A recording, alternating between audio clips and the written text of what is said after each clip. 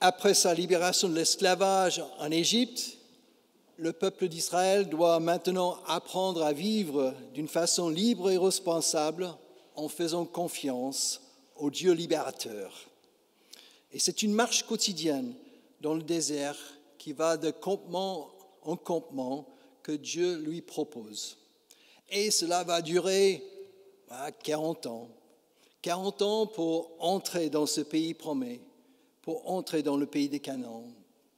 Ce chiffre 40 n'est pas anodin. Si nous regardons bien le récit que nous avons lu, il y a plusieurs chiffres symboliques qui rythment notre texte. Ce chiffre 40 désigne dans la Bible un temps d'apprentissage et de préparation, un temps de repentance et de mise à l'épreuve. Jonas a prêché 40 jours à Ninive pour que les Ninivites changent de comportement. Jésus a passé 40 jours dans le désert en étant tenté par le diable avant de débuter son ministère public. Dans ce texte, il y a aussi des lieux symboliques, parfois explicités par les rédacteurs. Nous allons en parler. Il y a également des mots en hébreu qui ont un sens symbolique. Nous allons voir leur sens ensemble ce matin.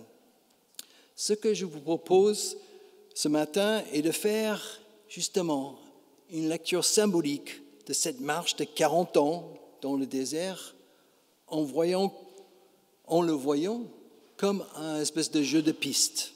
Un jeu de piste de notre propre marche quotidienne en tant que chrétiens, dans laquelle Dieu nous invite à renouveler chaque jour notre confiance en lui. Et notre jeu de piste commence au désert de Chour, avec 3 jours de marche et un premier obstacle, un manque d'eau. Tout commence à Chour parce que c'est un mot en hébreu qui veut dire mur et qui est utilisé parfois pour désigner une frontière à traverser, un passage. Le peuple d'Israël quitte l'esclavage et il traverse cette frontière vers la liberté, vers l'apprentissage de sa liberté. Il y a une traversée de frontières ici dans ce désert de Chour. Et les 3 jours de marche pour traverser cette frontière ne sont pas neutres non plus.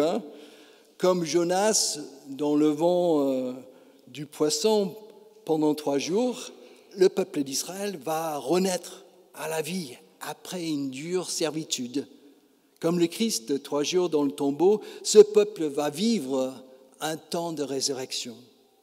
C'est un très bon rappel pour nous ce matin de nous lever peut-être chaque jour pour démarrer le jeu de piste, pour traverser cette frontière de la nuit à la lumière, pour démarrer notre jeu de piste comme une occasion de renaître à la liberté, accompagné par notre Dieu.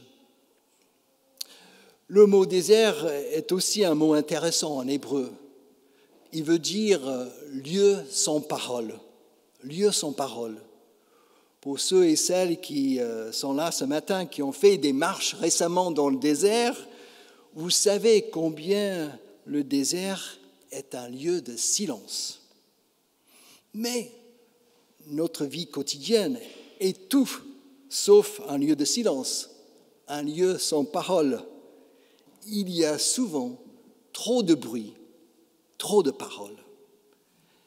L'étymologie de ce mot désert peut nous rappeler ce matin, dans notre marche quotidienne, que l'écoute est primordiale pour nous chaque jour. Écoute de ce Dieu qui marche sur nos routes, comme nous venons de chanter dans ce cantique tout à l'heure, mais écoute aussi de nos semblables qui marchent avec nous, qui ont soif de quelqu'un qui les regarde dans les yeux et qui se tait un instant pour les écouter. Ce mot désert nous invite à une attitude d'écoute quotidienne. Nous avons dit que le mot chour veut dire mur, et après 3 jours de marche, le peuple va heurter un mur, un obstacle de taille. Il ne trouve pas d'eau, et cet obstacle nous amène vers un autre lieu symbolique, de Shur à Mara. Les rédacteurs nous disent que Mara veut dire amer ou amertume. Il y a de l'eau, mais elle est amère. Elle est toxique, non potable. Et le peuple commence à râler. Il devient lui-même amer et un peu toxique. Il critique Moïse, il a la nostalgie de l'Égypte où tout était mieux et il oublie que Dieu les a libérés et qu'il marche à leur côté vers ce pays de la liberté. Dans le jeu de piste de notre marche quotidienne, nous connaissons tous le pays de Mara. C'est le lieu de la négativité dans notre vie, à notre boulot, avec nos semblables. C'est le lieu où tout le monde râle sur quelque chose qui ne va pas, où tout le monde critique les dirigeants, c'est notre passe-temps préféré, où l'ambiance est négative, pourrie ou même toxique. Parlons de personnes toxiques. On connaît des ambiances toxiques dans nos lieux de vie. Vous avez certainement repéré ce matin le Mara de votre vie quotidienne. Ce qui est intéressant à Mara, c'est la suite de notre récit. Moïse crie vers l'Éternel et Dieu lui dit de jeter un morceau de bois dans cette eau amère. Ça semble ridicule. Qu'est-ce qu'un petit morceau de bois peut faire pour changer la situation? Mais l'eau devient potable et l'amertume du peuple est surmontée. Dans sa bienveillance, Dieu a utilisé Moïse pour transformer Mara, ce pays de l'amertume, en pays de douceur, comme quelqu'un a dit l'autre soir dans notre temps de partage biblique. L'amertume à la douceur. Est-ce que nous pouvons être des Moïse dans nos maras quotidiens? Voilà une question. Que pouvons-nous faire? Que pouvons-nous jeter de tout petit, comme ce petit morceau de bois ridicule, dans une conversation toxique ou dans une situation compliquée, pour la transformer, pour le basculer quelque part d'autre, pour qu'elle devienne un peu plus potable, un peu plus douce. Voilà donc peut-être une vocation à assumer dans les maras de notre vie quotidienne. De Shur à Mara, puis après Mara, le peuple d'Israël arrive à Élim. C'est un lieu avec 12 sources d'eau potable et 70 palmiers qui donnent des dattes sucrées. C'est le paradis. C'est une oasis au milieu du désert. Le mot Élim est un jeu de mots avec le nom générique de Dieu, Elohim. Élim, Elohim, vous entendez le jeu de mots en hébreu. Les rédacteurs de ce texte font donc de ce lieu un lieu saint, un lieu mis à part par Dieu, un lieu de bénédiction pour ce peuple rassemblé là. Et les chiffres qui ont été choisis ont également un sens symbolique. 12 sources d'eau, évidemment, 12 tribus d'Israël, la communauté rassemblée. 70 palmiers, un peu plus tard dans le récit, Moïse va choisir 70 anciens pour conduire ce peuple, cette communauté. Ces chiffres veulent nous parler d'un temps de plénitude et de ressourcement en communauté, un temps de bien-être et de bénédiction communautaire. Nous avons tous besoin d'Élim dans le jeu de piste de notre vie quotidienne. Où est cette oasis où tout te ressource au quotidien? Où est-ce que tu trouves le calme et la confiance dans votre semaine? Chacun de nous a peut-être un lieu où il va pour faire une pause dans la journée, une petite oasis. Et si nous suivons cette idée d'oasis communautaire, le culte du dimanche matin que nous sommes en train de vivre doit être un élim pour nous tous, un moment de paix et de joie communautaire, un moment de bénédiction, de ressourcement et de nourriture spirituelle. Oui, nous avons besoin des élims dans notre vie pour nous refaire des forces pour la semaine qui vient. Et notre Dieu bienveillant nous les donne si nous prenons le temps de les chercher et surtout de nous y poser, de prendre le temps d'y rester un peu. Shur, Mara, Élim, donc voilà notre promenade. Nous ne pouvons pas rester toute notre vie à Élim. Ça serait super si nous pouvions rester là bien chaud dans ce temple. Mais il faut repartir, il faut sortir. Et la prochaine étape du jeu de piste de notre vie quotidienne nous amène au désert de Sin. C'est encore un jeu de mots avec le lieu juste à côté, le mont Sinaï. Vous entendez, désert de Sin, Sinaï. Donc, jeu de mots entre ces deux mots-là. Et comme vous le savez, c'est au mont Sinaï que Dieu va donner la Torah à Moïse et à son peuple. La Torah, c'est le cadre dans lequel le peuple va vivre sa liberté. Torah, en hébreu, veut dire enseignement. Mais malheureusement, il est souvent traduit par le mot loi, qui a une connotation négative. Mais c'est l'enseignement que Dieu donne à son peuple au Sinaï. Comme vous l'avez entendu dans la lecture de ce récit, le peuple d'Israël teste et transgresse assez souvent le cadre que Dieu lui donne. Il a du mal à faire confiance à ce cadre et à s'épanouir dans la liberté qu'il trouve à l'intérieur de lui. Dans notre marche quotidienne, nous passons souvent par ce désert de Sin. Nous avons, nous aussi, nos histoires, nos problèmes avec le cadre qui nous est donné dans la vie.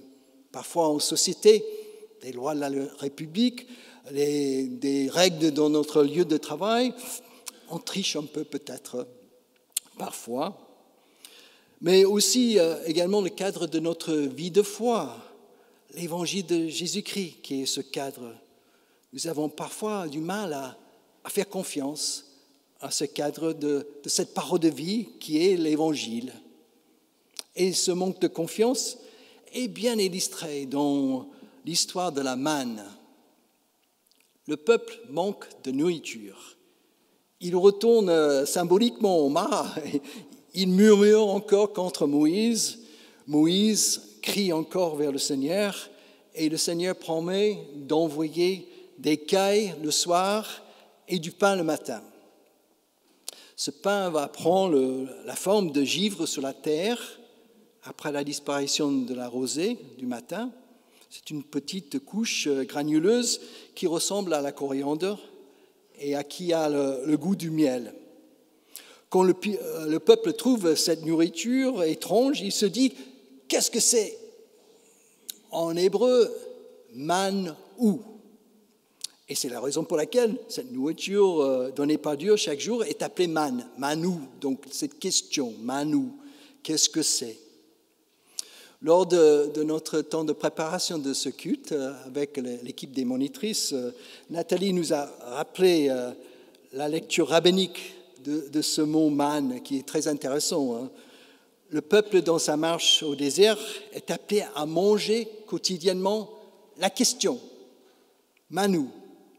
Le peuple mange la question, c'est-à-dire c'est la question qui nourrit spirituellement sa foi.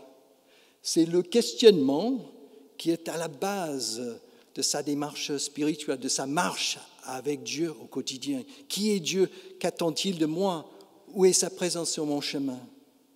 Manger la manne veut dire donc symboliquement se nourrir chaque jour de ces questions existentielles importantes sur le chemin de notre vie. Et comme vous avez entendu dans la lecture, il faut simplement prendre suffisamment de manne pour la journée. Pas trop de questions, mais assez pour nous, assez pour nos semblables sur le chemin de la vie. Il y a un partage de questions qui s'instaure dans la vie avec les autres.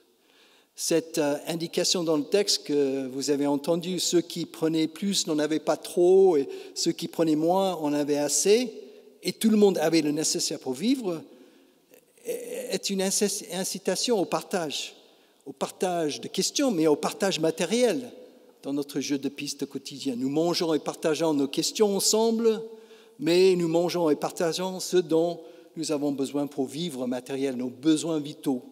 On les vit dans une question de partage. Il y a un dernier mot dans le texte, si vous avez la patience, dans notre jeu de piste, un dernier mot pour notre marche quotidienne, c'est le mot sabbat, qui veut dire repos en hébreu.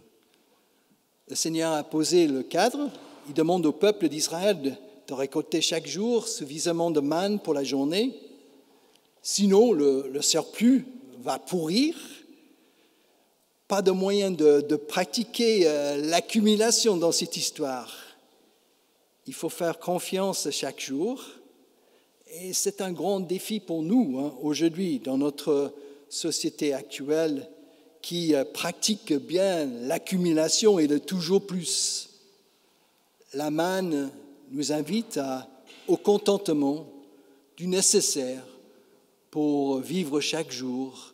La manne nous invite au partage, où personne n'a trop et personne n'a pas assez, où nous avons tous suffisamment pour vivre. Le Seigneur demande aussi à son peuple de récolter le 6e jour, comme vous avez entendu, la double ration de manne, et puis de prendre le jour suivant comme un jour de repos. Mais le peuple a du mal à respecter aussi cette règle, et la question de la confiance est encore remise sur la table. Nous avons, nous aussi, besoin de moments de sabbat dans la vie, des moments de repos. Mais tout le monde ici rassemblé dans ce lieu de culte sait combien c'est dur d'éteindre notre téléphone portable. Ça tombe à pic, là. C'était pas prévu, hein. Nous savons combien c'est dur d'éteindre notre portable pour une journée.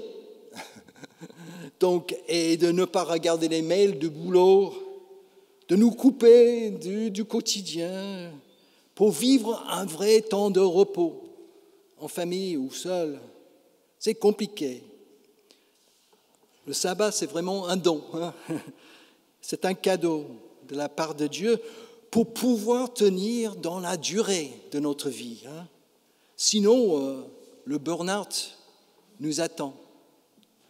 Dans le jeu de piste de notre vie, nous avons besoin de temps de sabbat, de temps de repos, et le culte dominical pourra faire partie de ce temps où nous nous posons pendant un instant, pendant 1h30, où nous essayons de relire les événements de notre vie la semaine écoulée à la lumière de notre foi, où nous confions à notre Dieu la semaine qui vient.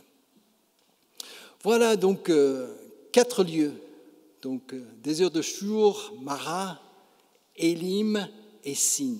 Vous allez vous souvenir de ces 4 lieux. Et puis ces 2 mots, manne et sabbat, question et repos. Pour terminer, j'aimerais vous proposer un exercice spirituel pour le jeu de piste de votre marche quotidienne cette semaine.